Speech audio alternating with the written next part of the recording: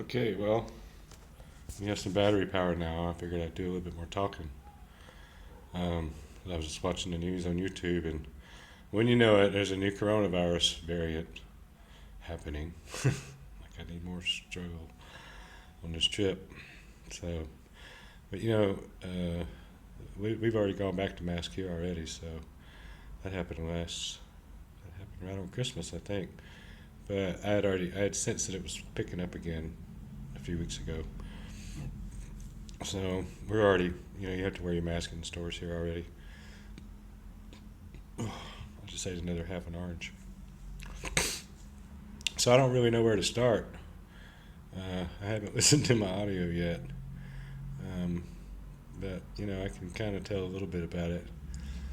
I might have some details out of line because my state of mind at the time. But to make it short, I got stranded in Santa Rosa for 9 days.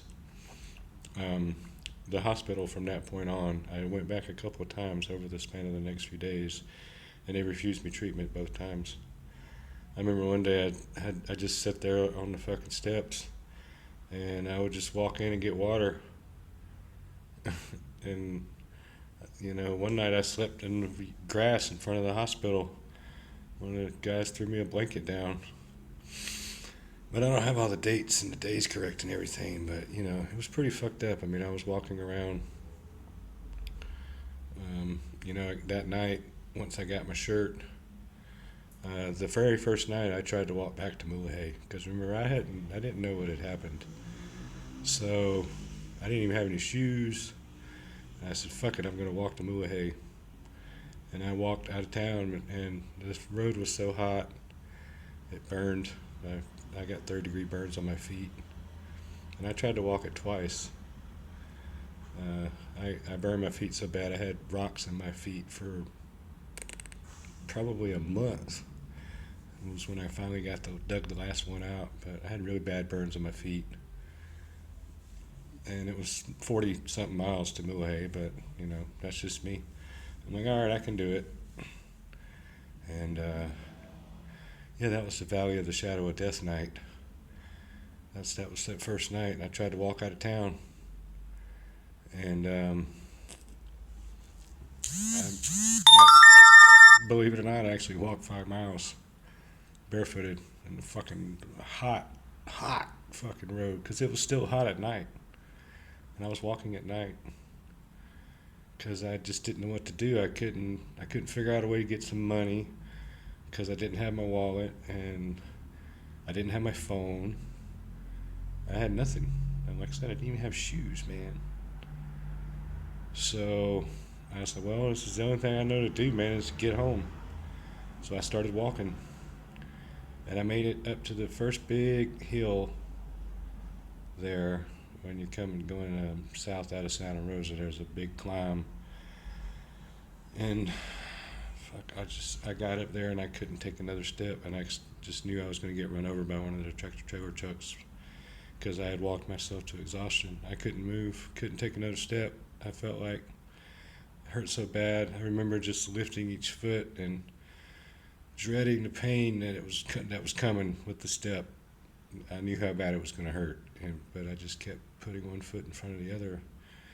But about 5 miles or so, I ran out of gas. I remember I was up on the top of this hill, and I saw my father, who died of cancer out of several. We were very much estranged, so he was kind of an asshole. Good man, but an asshole to me. Um, but he appeared on the highway when I was standing there and I couldn't move, and I'm like, I'm gonna get hit by a tractor trailer truck because they drive a lot at night because of the traffic, and they haul ass. A lot of these Baja roads are long and straight, man. But there's a lot of curvy ones too. But I happened to be on a spot where I know a lot of truck traffic went through, and I just didn't know if I was going to be able to. I just kept thinking that one was going to hit me. So I turned a little bit there, and I'm looking out down the hill because it's straight down from the highway.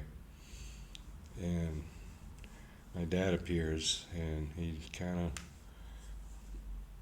walks over to me. And looking back now, I realize that I was hallucinating. I was out of it. And but my dad comes over to me and goes, "Boy, you really fucked up now, huh, boy?" And he walked off. And I just remember standing there wobbling back and forth, just trying to get off the highway. And then my brother Willie, my best friend in the world, he, he's so skinny and frail's not the right word. He's very lean. Um, he doesn't carry a lot of muscle. So, and he's like 6'1". So, and at that time I was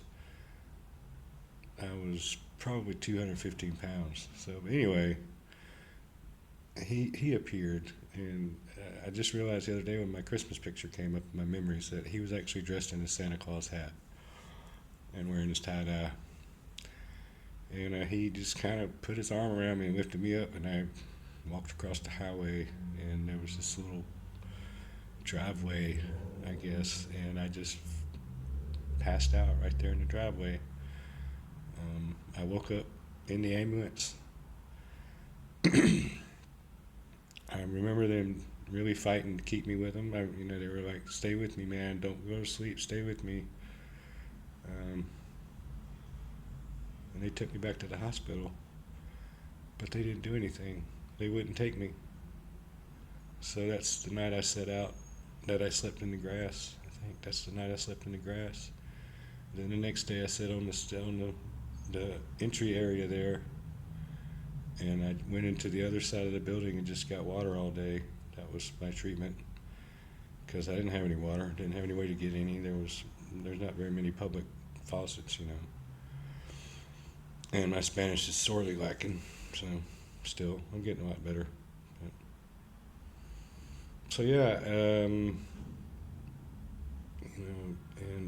I remember that my previous partner had come down to. I saw her at the hospital one night, so I was still really out of it, man. And I remember seeing her there, and I don't know if I was hallucinating, but I thought she was getting like cosmetic surgery or something. Like they had talked her into getting some kind of a facelift or something. I don't know. Like I said, I was really out of it. I really didn't know what was going on. She could have been there arguing on my behalf, but I don't know. Whatever happened, it scared her so bad that she fucking bolted for Canada like in a few days, because she told me if they can do that to you, that means they can do that to us, and I'm out of here. So that was that. That was the last time I saw her once more, and I made it back to Mulhay to at least get some of my things.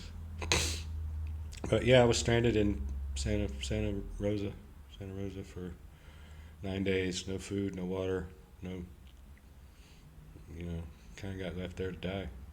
Actually got taken out into the desert a couple of times by the cops, and I could have died then, and I'm sure they might have just buried me. I mean, I'd been all right with that. It's, don't need to make everything so complicated. Just, but the fact that they took me out in the desert and left me, that's kind of bad. But I guess they just didn't know what to do with me, man. They were putting me out of my misery, I guess. So, but anyway, yeah, somehow the hospital told me about this beach. They gave me a name to this beach. Oh, I remember the other place I was getting water was at the Port Authority there, and I kind of struck up a friendship with this guy. This guy was trying to help me, and because he saw I was really sick. But there was a lot of well-to-do boat owners there on the other side of it, and they were, I was there for several days, and I guess people started complaining because they don't want to see suffering from their $300,000 boats. So, but so yeah, it was 9 days, man. I mean, I remember one day I ended up shitting myself walking down the street because every day I was trying to figure out how to get money. I was sleeping on the beach there with all the people that are homeless. And I remember the first night just laying there, and this bright light was right in my forehead. I'm sure it was probably the moon, but it wasn't the moon to me at the time. It was something entirely different. And I'll have to listen to my previous recording, but I resolved my situation with my previous partner there. Because I was a terrible patient. I mean, I ate terrible. I was smoking. I guess I wasn't taking it serious enough. I just put too much faith in the cannabis oil, I guess. I don't know. I'm just stubborn. I have to do everything the hard way. But I was a terrible patient. I mean, I made it impossible for her, so. Oh, so that's part of the Christmas miracle, is waking up to what I need to do to beat this thing. But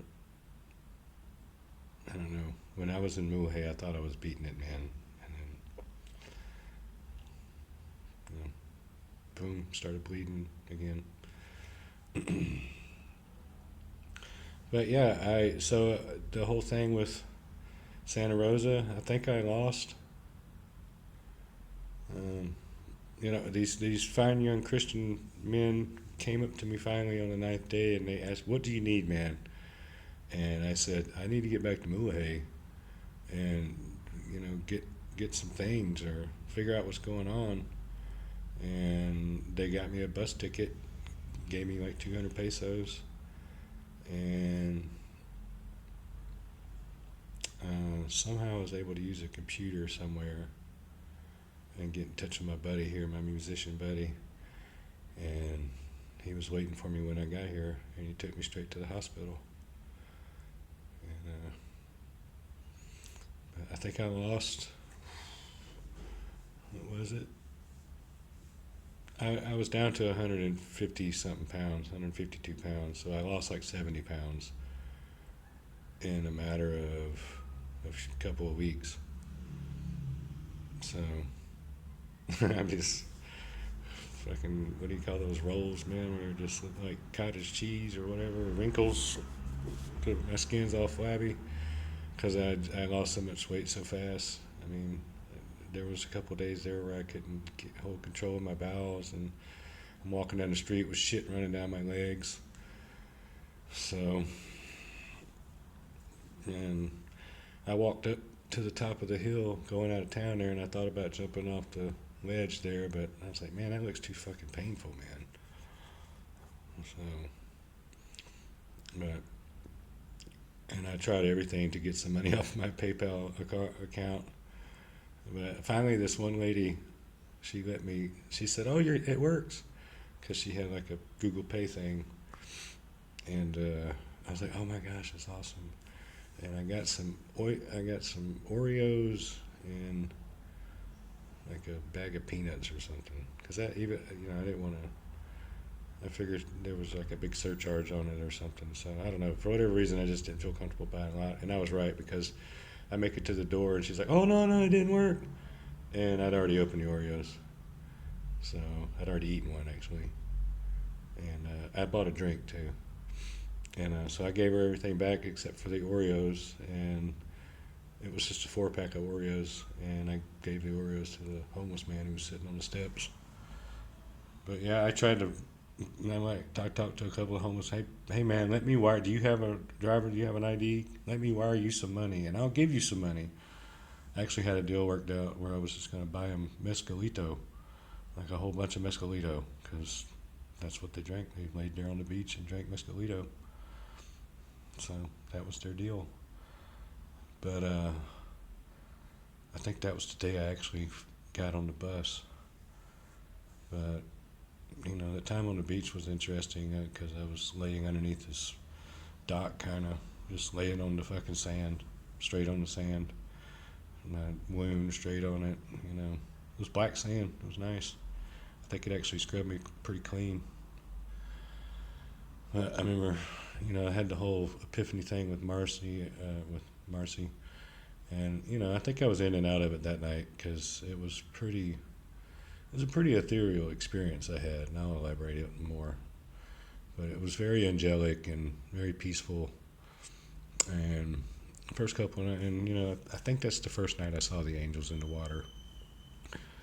And in my mind, I thought that they looked like they had nets.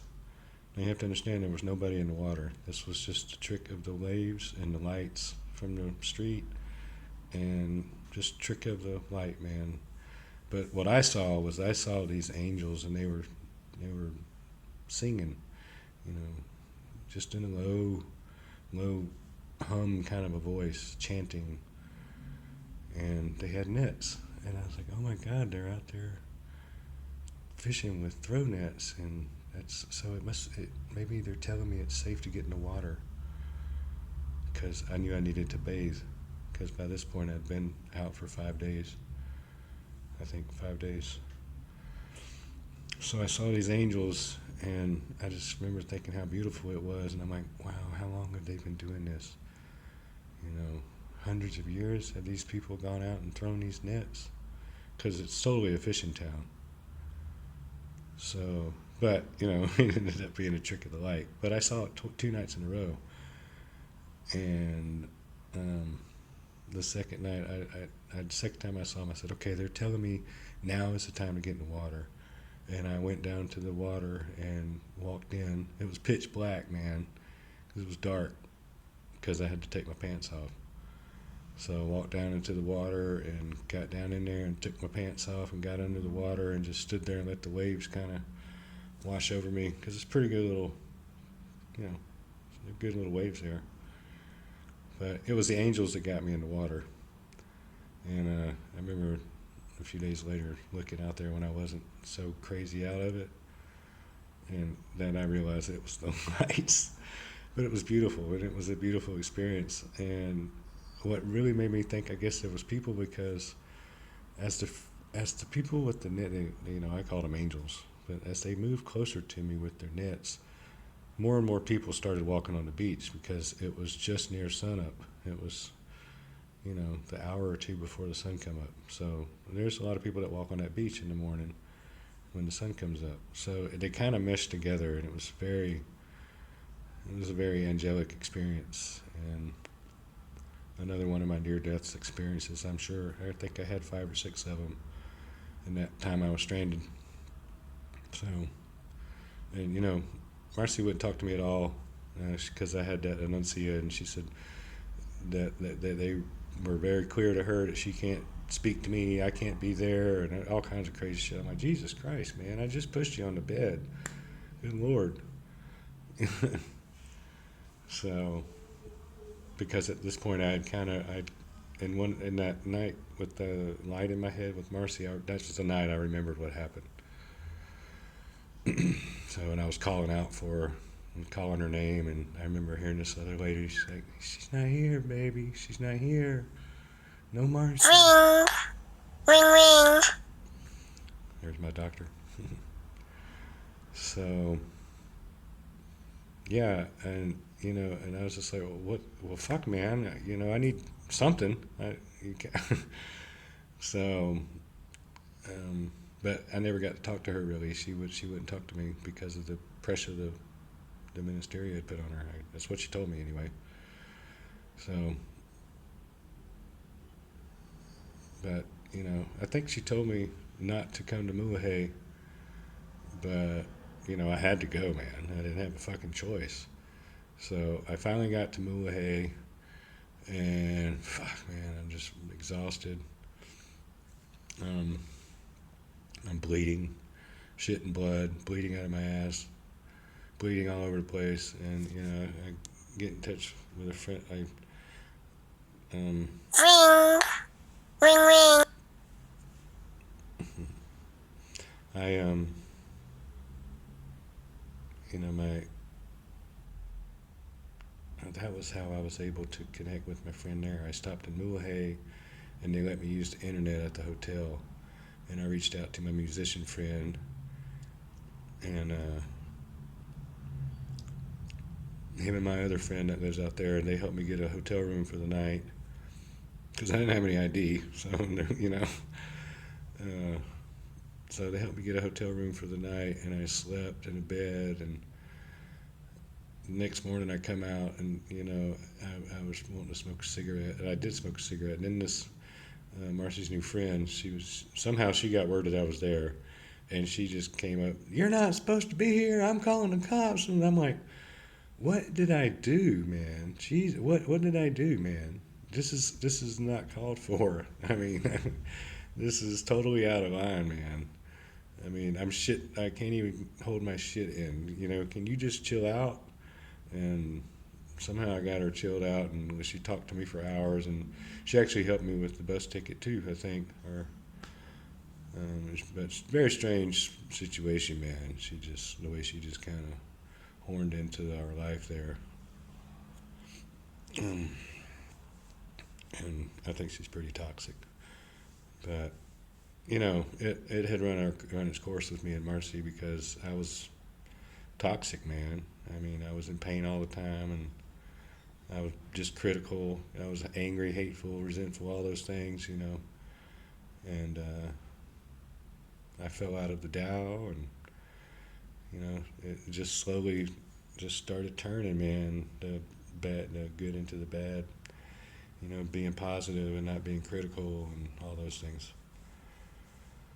So, but yeah, I getting back to my house, I checked out of the hotel the next day. No, I went straight out there, and then I had to walk to my friend's house at the farther. That was about 5 miles, 3 or 4 miles, 5 miles. He lives out on the hacienda. So I take a very circuitous route to get out to our place because it's out in the riverbed, out in the woods, and I'm good in the woods, so I knew how to stay unseen, and I just went to our fence and I laid there, and I knew eventually that our dogs would come over and start barking, and then if they barked enough, Marcy would come over, and then we could talk, and nobody knew I was there. But so that happened, and she came over, and you know I don't really remember what was said, but she went back in the house, and she had a backpack ready already for me. I think there wasn't very much in it, but it had my ID at least. um, and yeah, I took my backpack, and I said, okay, I'm gonna walk down to my buddy's down the road and see if he can help me. That was another few miles, and I remember there was several times I thought I was just gonna pass out walking down the road because it was so hot, and I was still in really bad shape. But I made it, and he helped me out, got me some boots, some shoes, because I was wearing flip flops in the hot ass sand. And my feet were already burnt, just terrible. I had holes in them. So, but he takes me back into town. We drink a beer. He takes me back into town and gets me set up at one of the hotels. And that's how I was able to get in touch with my buddy in La Paz and get on the bus south. And that other lady, that was just crazy. I'm like, what have I done to you, man? I mean, tell me what's going on. And we talked that part out, but I was still being an asshole because I was being highly critical of everything, man. I was just angry, and I was mad because I'm young, man. I'm not supposed to have to deal with this shit, man. I don't know. That's probably not right, but that's how I felt. I felt jilted. I was doing art. I was composing music, and doing all these things that I wanted to do, and we had beautiful beaches, and I had this giant monster tumor on my ass that kept me laying like this all the time.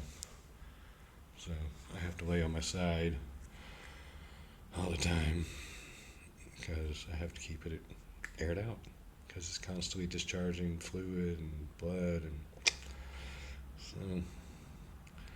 But yeah, so that was the 9 days. 9 days at Santa Rosa, man, where I got left to die, and taken out to die a few times. It was crazy, man. Crazy, crazy experience. And I remember when I finally got to La Paz, I just I got off the bus, and I remember the look on his face when he saw me, man.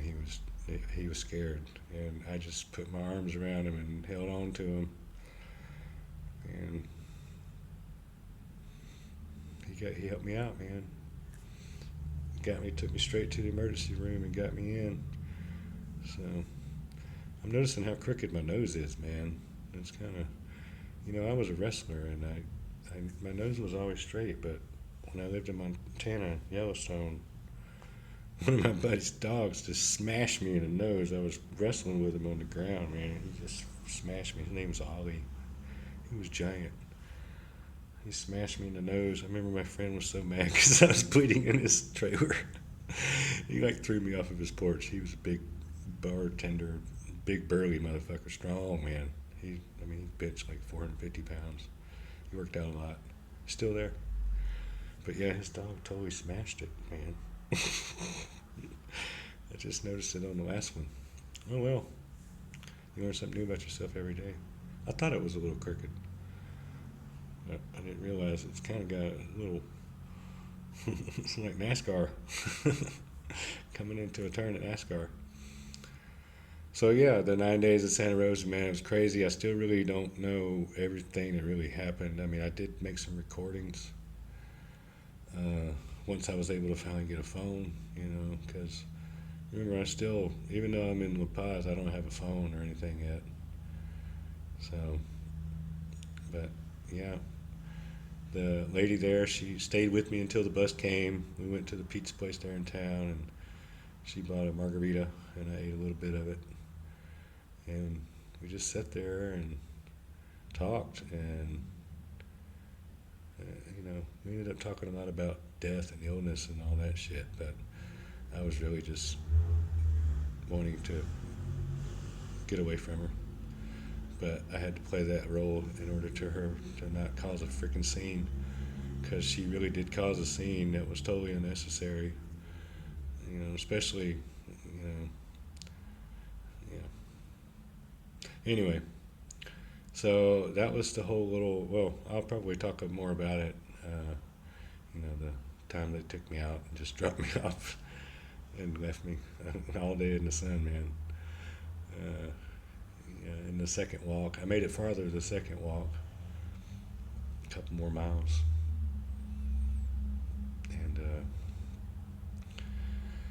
whew, it was crazy, man. I had several near-death experiences there, and uh, it really started breaking me down as far as what I needed to do, because I hadn't been doing very well with myself.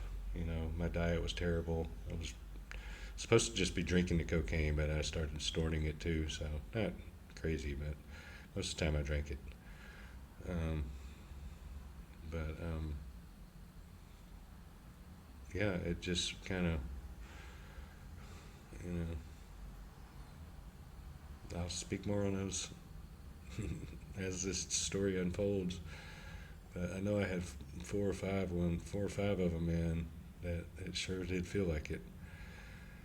So I've had a lot of near-death experiences here in the last 6 months. It seems like.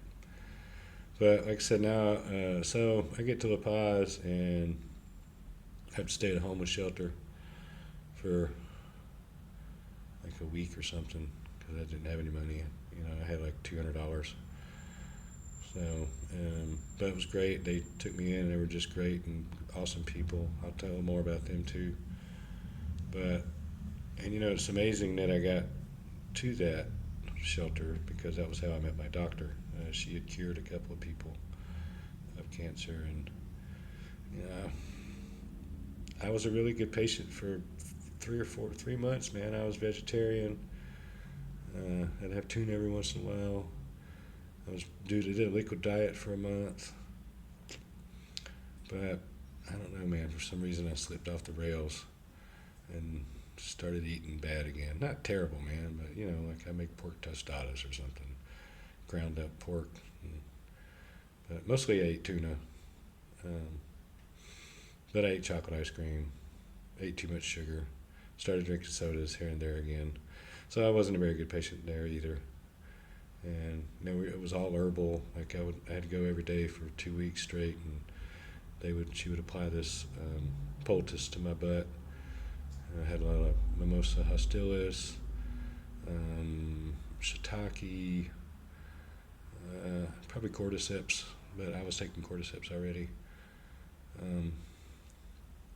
A lot of just kind of herbs and stuff in there. I'd have to go back and look at it. But the main ingredient was the mimosa hostilis bark, what do they call it? shit, can't think of the word, Mexican word. But it's pretty prevalent. It's widely used down here. It just goes by a different name. And it did seem and the lesion got cleaner, man, but it still kept spreading. So it became pretty obvious to me early on it didn't work,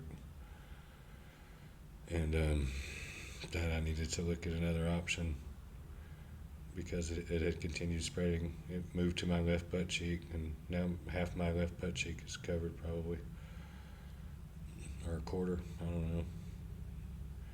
So, and I told myself once if it covered my butthole, I was going to go to the hospital, and it's pretty gnarly down there. So, but yeah, that was how I got introduced to my doctor here. She still, I still, use oregano and garlic, and I'm doing a lot of naturopath things still, but I need more medicine, man. And, I take antibiotics. Tramadol is about the strongest thing, only thing I could find that would work. The NSAIDs made me bleed, but the tramadol fucked up my bladder. My, I wasn't having bowel movements regularly enough, and I was drinking all kinds of fiber drinks and stuff, but it just wasn't working. And that cystic mass that I had removed, it was actually down in my growing area. One night it just popped up, and it was just so painful, and my doctor took me to the hospital, and they operated on me. And so I've had some issues down there for a little bit, man. But so that puts us into a pause, and starting the regimen here with the poultices, because me and Marcy hadn't done poultices. We had just done salves and creams and things like that. So this was a little bit different approach. She also had this sonic thing that she puts on your ears, and she measures all these energy waves all over through your body, and I'll have to ask her what it's called. It's pretty neat. It scans your whole body, and it's pretty fascinating to see. It checks your blood, and I don't know, it checks all kinds of stuff, man. I don't want to do it any disservice, so I'll have to look into that. But I see this is about 30 minutes long, so that's probably about as long as I should keep your attention, if I can even do it that long. So the story will continue. So it was rough in Santa Rosa, man. Especially getting refused medical treatment. I got refused like 4 times. So it was pretty crazy, man. But, all right, peace out. Hope you're enjoying the story so far. Subscribe and follow or whatever. Peace.